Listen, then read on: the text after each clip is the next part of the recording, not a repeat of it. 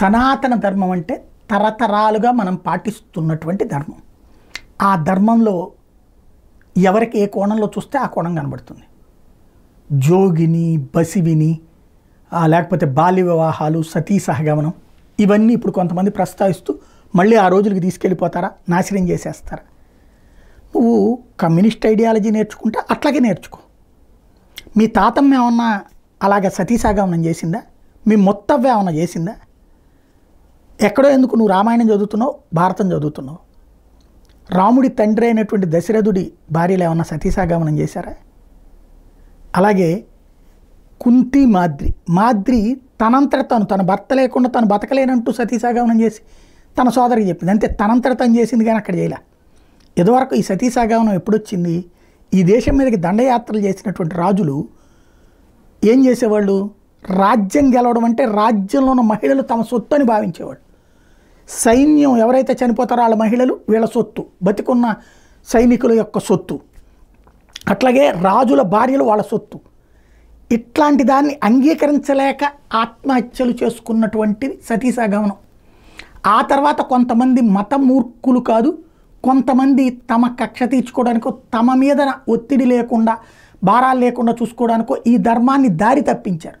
వాళ్ళు చేసుకొచ్చినటువంటిదే ఎవరన్నా చచ్చిపోతే వాళ్ళ భార్యను తీసుకెళ్ళి తగలబెట్టింది. అది ఖచ్చితంగా దుర్మార్గం, రాక్షసత్వం.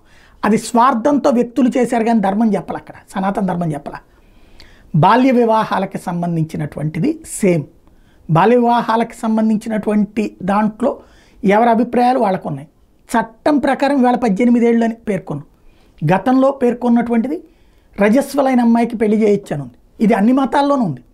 ఇది కాలమాన పరిస్థితుల కారణంగా ఆరోగ్యరీత్యా తెచ్చుకొచ్చినటువంటి చట్టాలు.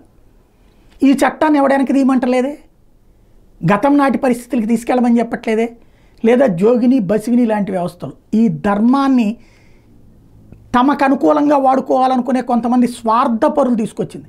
రామాయణంలో జోగిని ఉందా, బసివిని ఉందా? లేకపోతే భారతంలో ఉందా, భాగవతంలో ఉందా, భగవద్గీతలో ఉందా? లేదు కదా. మరి ఇవన్నీ మధ్యలో ఎక్కడి నుంచి వచ్చినాయి? ఖచ్చితంగా కొంతమంది కావాలని తమ స్వార్థానికి తాము ఏ ఆడపిల్లల మీద కన్నేశారో వాళ్ళని చెరపట్టేందుకోసం ఈ ధర్మాన్ని అడ్డు పెట్టుకుని చేసేటటువంటి దుర్మార్గం. కొందరు చేసిన దుర్మార్గాలు ఖచ్చితంగా కుల వివక్ష అయినా ఇలాంటి వ్యవస్థలైనా తప్పు పట్టాల్సిందే. కానీ ఎప్పటికప్పుడు హిందుత్వంలో సనాతన ధర్మ ఆచరణ యొక్క ప్రధాన ఉద్దేశం తల్లిదండ్రులు గౌరవించు, పెద్దలని గౌరవించు, పిల్లల పట్ల బాధ్యతగా ఉండు, సంస్కారవంతంగా మెలుగు, నిజాయితీగా ఉండు, వ్యాపారం నిజాయితీగా చెయ్యి.